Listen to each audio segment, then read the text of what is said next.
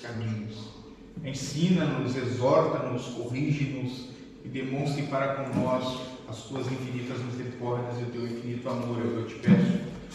Ilumina nossa mente e nosso coração para que cada palavra escutada, ensinada e falada sirva de edificação nos alicerces da nossa vida cristã, é o que eu te peço. Amém. Bom, nós temos aqui um clamor de um fugitivo. Todos nós conhecemos e achamos muito bonito a história de Davi, como o pastor se torna rei, o pastor de ovelhas se torna rei. Mas neste salmo especial, Davi estava como fugitivo de Saul, estava fugindo de Saul. E apesar de, neste versículo, encontrarmos um clamor deste fugitivo, nós ainda encontramos um convite paternal através de Davi. Estes salmos, de número 34, ele nasce de uma das experiências mais vergonhosas na vida de Davi. E ao mesmo tempo, de uma das experiências que com certeza foi mais transformadora para o jovem Davi. Vergonhosa porque, se nós olharmos um pouquinho a história de Davi, nós vamos ver que aqui ele estava fugindo de Saul, estava sendo perseguido por Saul, e ele foge para a cidade de Gate, uma cidade que era filisteia. E ali ele se encontra no perigo mortal, porque os homens reconheceram o jovem Davi. E como não reconhecer o assassino de Golias? Como não reconhecer aquele que matou milhares, dezenas de milhares, como cantavam as virgens de Israel na altura? Davi se depara na porta da cidade, visto pelos inimigos, e então o jovem Davi finge-se de louco diante do impetuoso rei Aques. Isso tudo para salvar a sua vida, conforme relatado em 1 Samuel, capítulo 21, 10 e 15. Davi então começa a babar, a arranhar as portas da cidade com as unhas. É uma cena de humilhação, não é, irmãos? Ungido de Deus, agora babando e riscando as portas do inimigo com as próprias unhas, com a própria mão. Mas mesmo assim a graça soberana de Deus ainda estava sobre Davi. Após esse episódio, o rei fica com pena, achando que Davi de fato estava louco, e resolve por uma interferência da graça divina não matar, acabar com Davi ali. E Davi então pega e olha, foge. Ele foge para a caverna de Adulão. E é ali, na escuridão da caverna, no esconderijo de sombras e de humilhação, que ele se reúne com um grupo improvável de homens aflitos, endividados, amargurados, fugitivos. 1 Samuel 22, 1 e 2 vai relatar sobre isso. Rodeado destes homens, recluso nas sombras da caverna. A caverna se torna para Davi a santa escola do Espírito de Deus.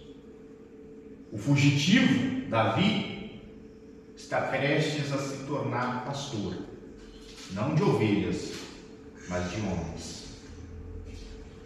Aquele jovem que estava humilhado, babando e riscando as paredes, está prestes a se tornar um mestre entre os indesejados.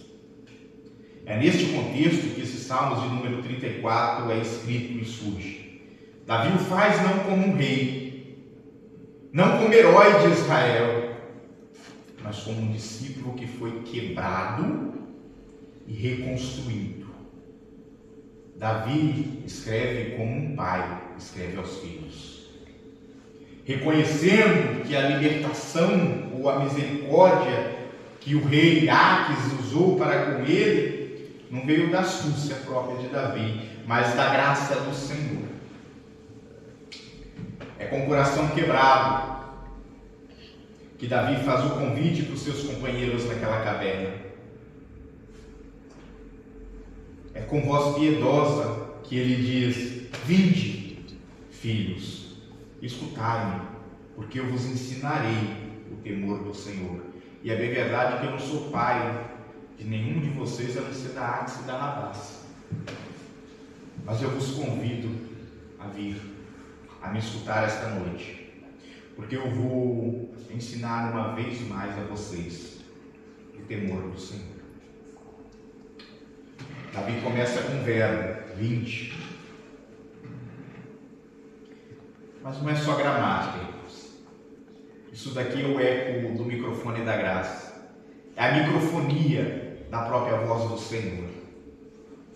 É o mesmo verbo que é usado por Cristo séculos depois, quando ele diz: vinde a mim, todos que estáis cansados e sobrecarregados, porque eu vos aliviarei.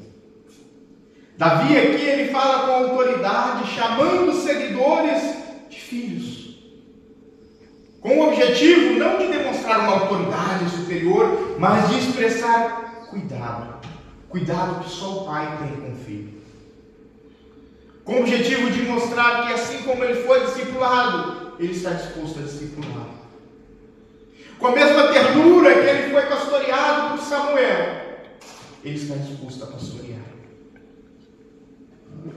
A caverna de Adulão tornou-se a primeira igreja no deserto, onde a graça de Deus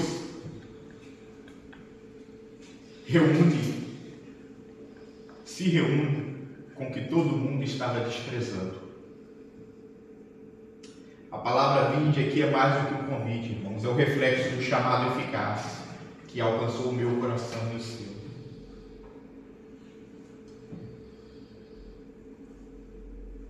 O mesmo chamado ainda ecoa hoje, irmãos.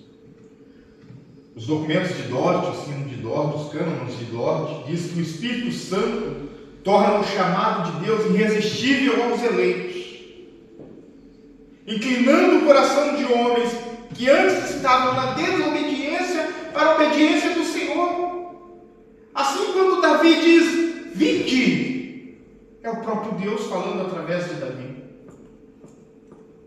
O chamado de Davi é o chamado da graça, do sangue vertido na cruz.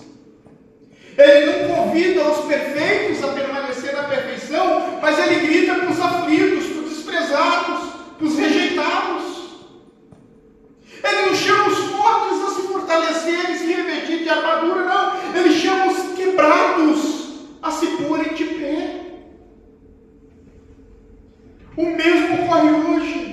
O mesmo ocorreu comigo e com vocês, irmãos. Quando o Evangelho é pregado, não é apenas um convite humano, não é força da eloquência do pregador, não, é o próprio Cristo falando a pecadores através de um pecador. E o engraçado é que essa reunião ocorreu numa caverna. E aí, quando eu penso em caverna, eu penso num lugar escuro, com água escorrendo pelas pedras. E quem assistiu muito desenho animado, né, eu gostava daquele do coiote, do Papaléguas, que via de vez em quando na caverna as gotinhas caindo das pedras. Essa é a imagem de caverna que eu tenho. E esta reunião da graça soberana de Deus ocorre numa caverna como essa.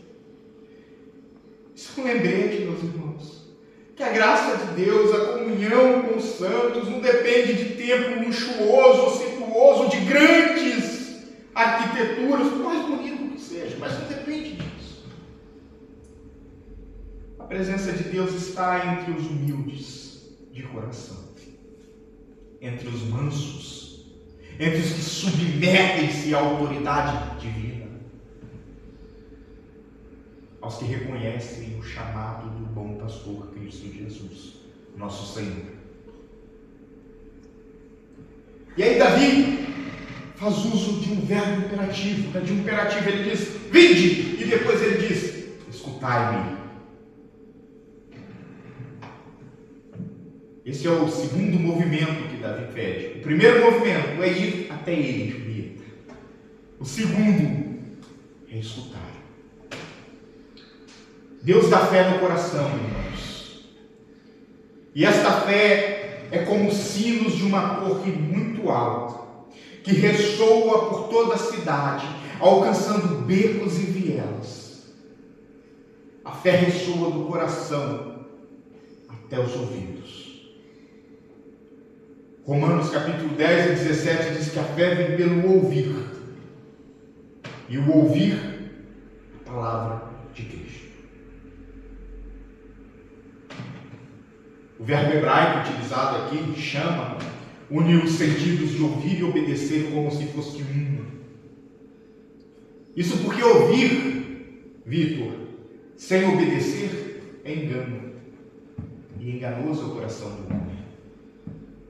Agora, Fábio, filho, obedecer sem ouvir a história toda é superstição, porque você conhece meia verdade. E aí a Bíblia acaba de nos dizer que o temor do Senhor nasce de uma escuta que se torna submissão, ou seja, o ouvir escutou, o obedecer nos torna submissos ao Senhor.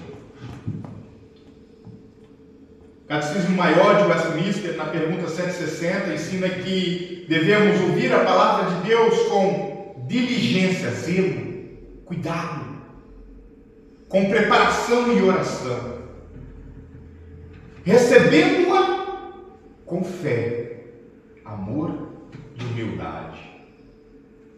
Fé, amor, mas humildade.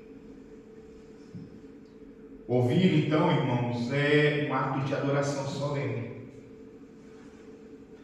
O cristão, ele não deve, entretanto, ouvir pregações e sermões com quem consome meras ideias. Para isso existe jornal televisível. As pregações, os sermões, devem ser para o cristão um meio de receber instruções de vida eterna. E o cristão deve receber essas informações, essas instruções com fé, com amor, mas com humildade. Deve receber isso entendendo que essas instruções de vida eterna são entregas pelo próprio Deus eterno através dos seus ministros, através dos teus servos, dos seus filhos. E isso é um problema, porque a gente vive num tempo, jovem Vitor, que todo mundo ama valorizar o falar. Todo mundo está apaixonado pelo debate tônico. Todo mundo está envaidecido por contender com a ideia do outro e mostrar que é mais sábio, mais inteligente, mais esperto, mais eloquente. Eu domino melhor esse assunto. Mas ninguém tem a piedade de se sentar e falar: eu preciso ouvir, eu preciso aprender, eu preciso escutar para ter o temor ao Senhor. Meus irmãos, a piedade bíblica que Davi está falando, ela começa quando nós, como homens e mulheres, nós silenciamos o nosso ego. Nós silenciamos o nosso frágil conhecimento, e só então, só quando isso acontece, é que nós ouvimos a voz do Eterno que transforma corações de pedra em corações de carne viva. Só quando nós silenciamos o ego, a vaidade, o nosso falso entendimento. É preciso ter humildade para aprender muito mais do que para ensinar. Quem ouve ao Senhor aprende a discernir entre o falso e o verdadeiro, o santo do profano. A voz de Cristo, do bom pastor, com o ruído conturbado do mundo. Davi vai continuar dizendo: eu vos ensinarei o temor do Senhor. Davi revela o núcleo de todo o ensino dele. Todos nós sabemos o que ensinar. Então eu quero falar sobre o núcleo do ensino de Davi. O temor do Senhor. Ele está numa caverna, falando para fugitivos, para homens angustiados, para homens rancorosos, para homens que estão com a vida por um fio, que não podem sair da caverna porque se alguém achar vai matar. E aí ele propõe não ensinar estratégia militar para esses homens, para quem sabe eles lutarem, mas ele propõe ensinar primícias espirituais. Ele podia ter tentado ensinar ali uma forma deles fugirem mais avidamente, mais rapidamente dos perseguidores, mas não, ele resolve ensinar reverência. Ele não quis ensinar como se disfarçar no meio do deserto para ninguém nos ver, não. Ele quis ensinar piedade e misericórdia. E essa é a natureza do santo temor, irmãos. O temor do Senhor, conforme Provérbios 1:7, é o alicerce da sabedoria. Mas esse temor não é um medo servil, e sim uma reverência amorosa. Não é um temor do escravo, mas é o respeito do filho diante de um pai que é santo e justo. Temer ao Senhor é amar tanto a Deus que nós temos medo, horror em desagradá-lo, em afrontá-lo. Temer ao Senhor é amá-lo tanto ao ponto de querer estar nele, com ele, sempre fazendo a vontade dele, mesmo quando não conseguimos. Isso é temer a Deus. Não é ter medo, é ter uma plena obediência ao Senhor. É ter prazer, gozo, alegria em obedecer. Quando nós olhamos para isso, nós olhamos para o processo de santificação do homem. A santificação é a obra da graça pelo qual os crentes, eu e você, somos renovados, reestruturados à imagem de Deus. É quando o vidro deixa de ser feio para ser a imagem de Deus, que é belo. Não é isso?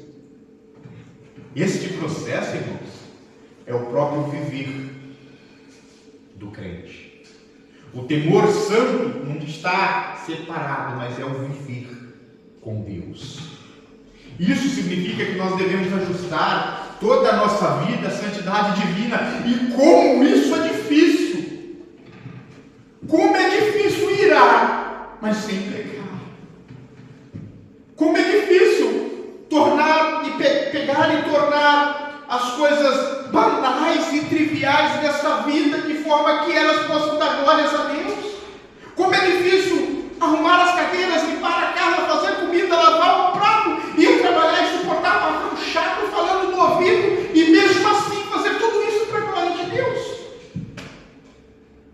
É extremamente difícil. Mas é isso que é temer a Deus.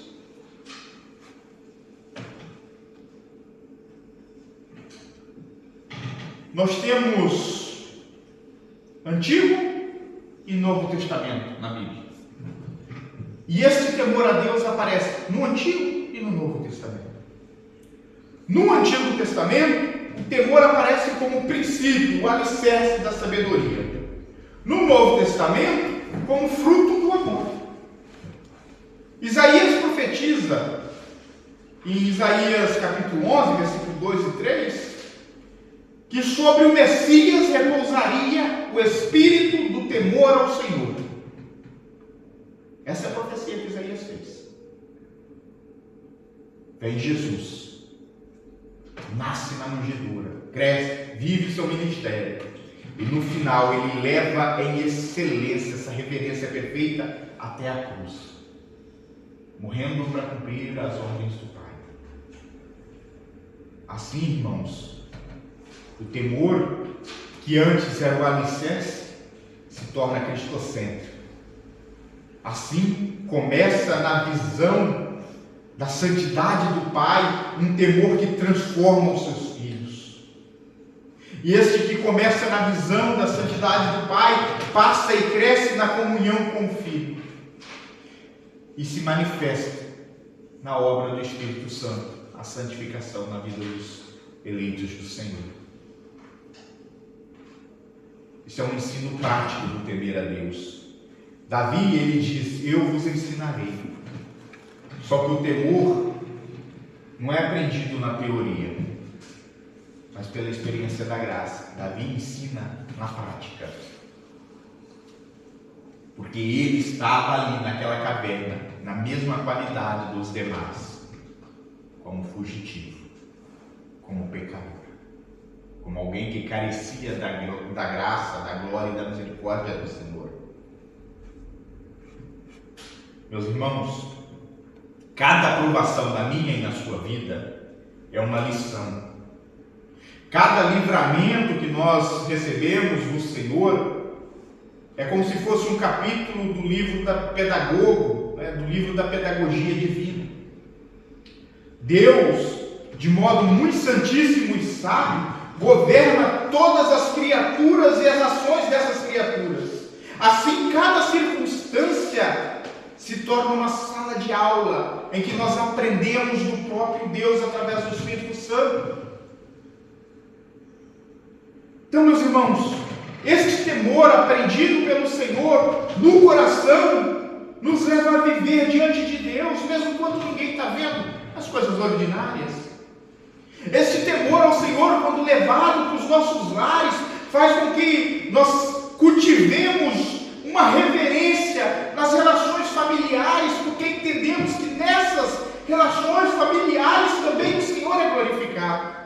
Isso quando levado para o trabalho, para a vocação coriandeu, para a vocação secular, isso faz com que nós a exerçamos lindamente, porque nós estamos exercendo para a glória de Deus, diante de Deus. Isso quando nós trazemos para dentro das paredes da igreja, nos faz adorar com uma reverência santíssima e com uma alegria prazerosa. E quando a dor bater na porta, bem nessa hora, este mesmo temor vai nos levar a descansar na soberania do Senhor, sabendo que a dor é passageira, a aflição é temporária. Em Provérbios capítulo 9, versículo 10, a Bíblia diz que o temor do Senhor é o princípio da sabedoria. E vai além, não é só o princípio, mas é também a raiz da liberdade, porque quem teme a Deus em sabedoria, não teme mais nada. Não teme mais nada, não teme luta, não teme fome, não teme a morte. Por quê? Porque basta temer ao Altíssimo, que controla todas essas coisas, meus irmãos. Agora observe como é interessante a forma pela qual Deus nos ensina. Se pudesse nomear essa parte final da pregação, do sermão, eu colocaria que este é o método de ensino divino. Porque Deus ensina na teoria e no exemplo. Na teoria e na prática. Davi fala como um discípulo que foi discipulado, que foi transformado. E agora exerce uma autoridade de discipulador. Ele aprendeu que o ensino de Deus é o próprio Deus encarnado. É a vida que comunica a vida.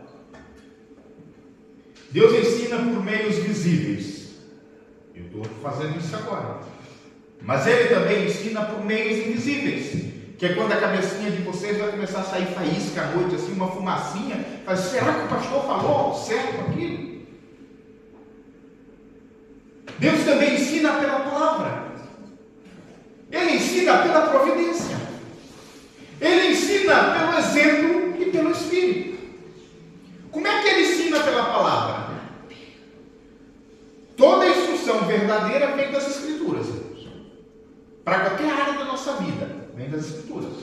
O púlpito reformado O púlpito das igrejas é o centro pedagógico da igreja. Por isso que temos que ser tão zelosos com o que falamos e com o que ensinamos. A palavra de Deus é o alimento das almas. E os sermões, as pregações, meus irmãos, elas não passam de meros utensílios na mesa do Senhor. E pela experiência? Bem, vamos olhar novamente para a caverna de Adulão. Essa caverna foi o seminário que Davi cursou. Essa caverna foi a providência que Deus deu a Davi. E essa providência do Senhor era como se fosse o currículo da graça divina. O Catecismo de Wittenberg, na pergunta número 27, diz que da mão paternal de Deus tudo vem. Da mão do Senhor tudo vem. Assim, meus irmãos, cada perda, cada espera, cada dor, cada lágrima, cada machucado, cada chicotada no coração, tudo isso vem da mão do Senhor. É uma aula que Deus está nos dando sobre o temor santo que devemos ter com Ele. E olha como Deus também usa os exemplos.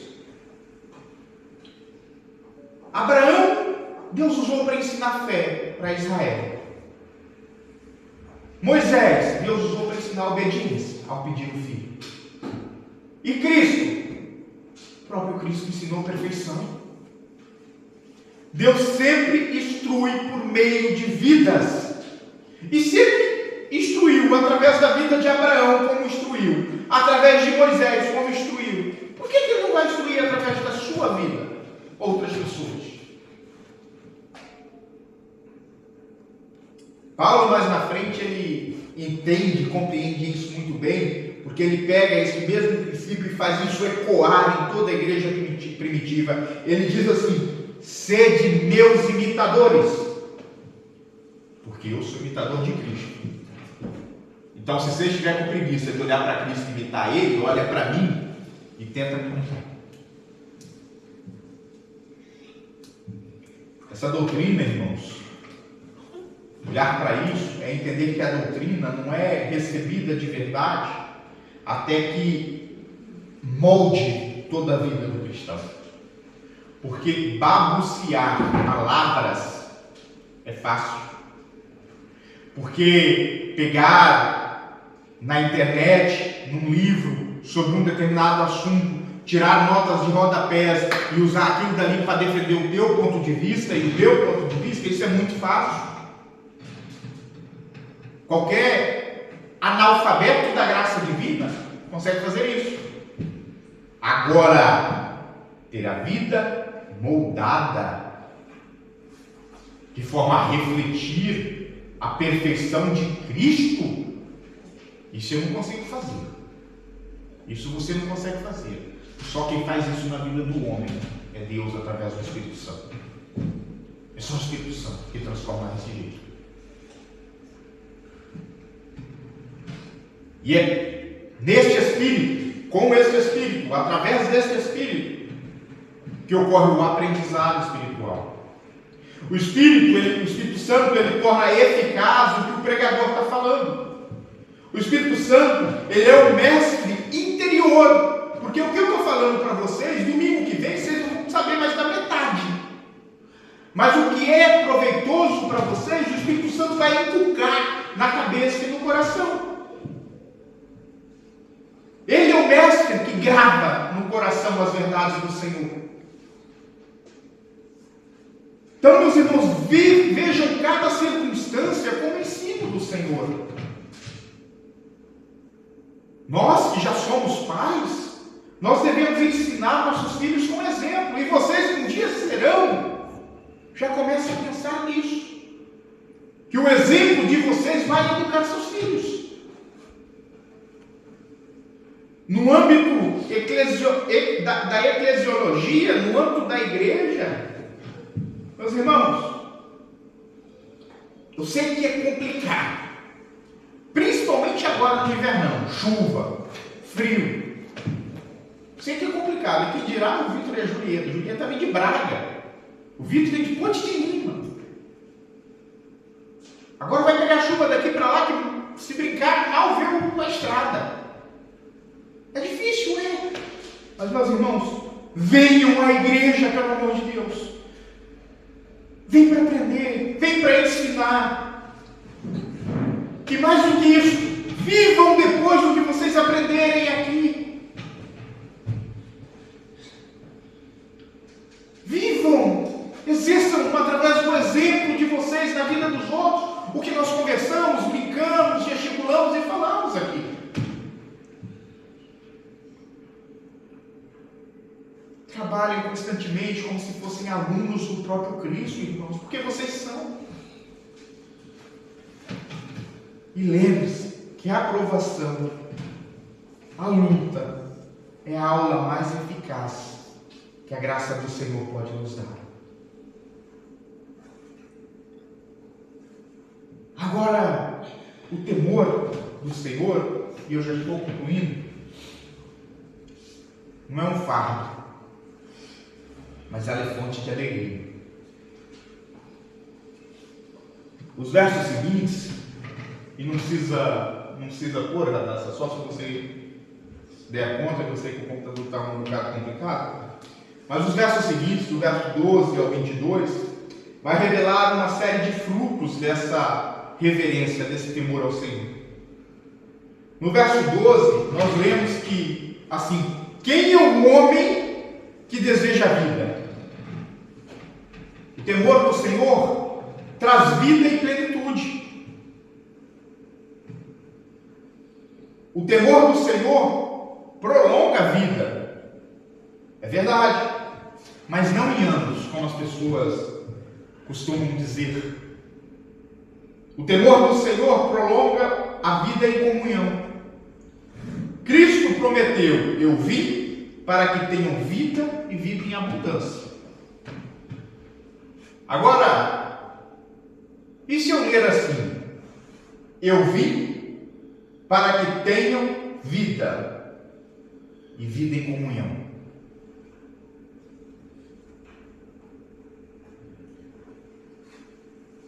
O princípio do homem que vive muito não é viver muitos anos espiritualmente falando, mas é viver em muita comunhão com Deus e com os irmãos. No versículo 13, nós temos um pedaço que diz: refreia a língua do mal. Meus irmãos, o temor ao Senhor gera pureza, gera santidade. O temor governa o agir, governa o falar. Quem teme a Deus nunca é ousado contra o pecado, porque ele percebeu que não é para enfrentar, é para debruçar ao Senhor. A Bíblia manda resistir ao diabo e ele te virá de costas, mas não é para você ir atrás dele para fazer fugir de você.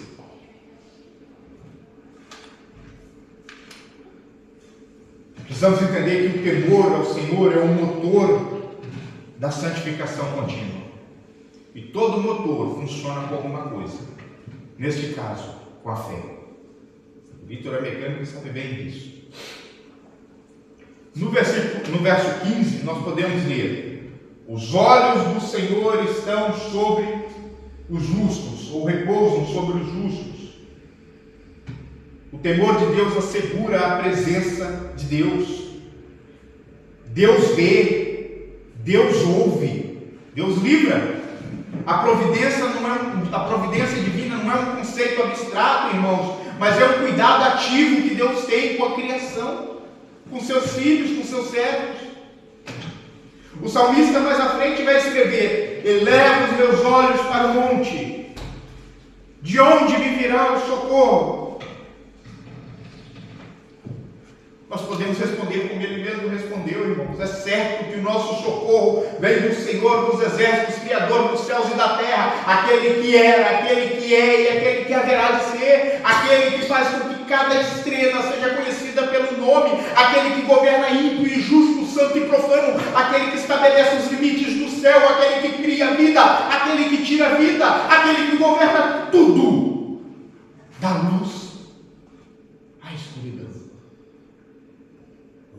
O nosso socorro vem desse Senhor, vem desse Deus. O temor do Senhor ainda garante proteção e redenção. No verso 7, nós podemos ver que o anjo do Senhor acampa ao redor dos que temem a Deus.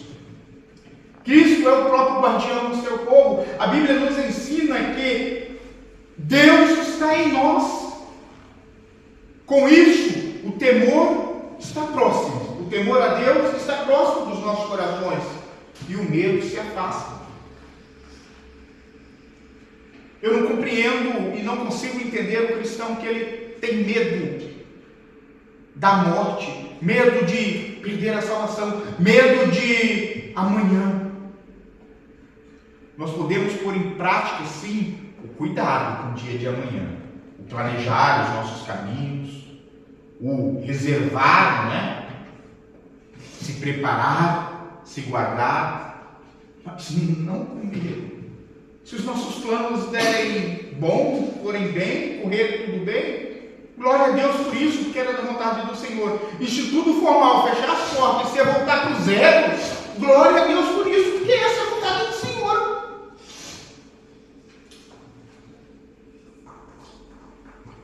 Meus irmãos, e por fim, no verso 22, nós lemos que o Senhor resgata a alma dos seus servos. O temor ao Senhor culmina até enquanto o ápice a alegria e a adoração. O temor de Deus começa em uma santa e piedosa reverência. Mas ele termina no júbilo. Ele termina em alegria e cânticos. O temor a Deus é uma melodia, Julieta, que só é entoada pelo coração do pecador redimido.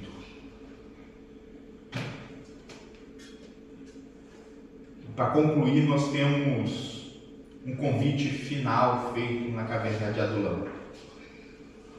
Naquela caverna, como eu já falei, em que o fugitivo se tornou mestre, este mestre faz um convite que deveria permear pelos anos e pelos séculos vindouros. Vinde, filhos, escutai-me, e eu vos ensinarei o temor do Senhor. Séculos depois, o filho de Davi, Cristo, repetiu o mesmo chamado. Mateus, capítulo 11, versículo 28. Jesus Cristo diz: vinde a mim, todos os que estáis cansados e oprimidos, e eu vos aliviarei. Davi era uma sombra. Cristo é o mestre perfeito. Ele é perfeito e ele ensina um temor que é santo. Ele o viveu com toda a submissão. Ele ensinou plenamente, de forma a ensinar esse temor sacrificial no madeiro. E hoje esse mesmo Espírito que agiu na caverna através do jovem Davi deve falar ao coração do crente. O convite ainda é o mesmo. Vinde, escutai, aprendei o temor do Senhor, aprendei o princípio da sabedoria, aprendei a raiz da santidade, aprendei o segredo e a alegria eterna. Então eu concluo, meus irmãos, dizendo: vinde, filhos, e escuta-me uma vez mais, porque eu vos ensinei o temor do Senhor, que é santo, justo e eterno. Amém? Vamos fechar. fechar os nossos olhos e passar por um momento, fazer uma oração e passar por um momento da ceia do Senhor, eu vou, na ocasião, pedir para o jovem Vitor me ajudar.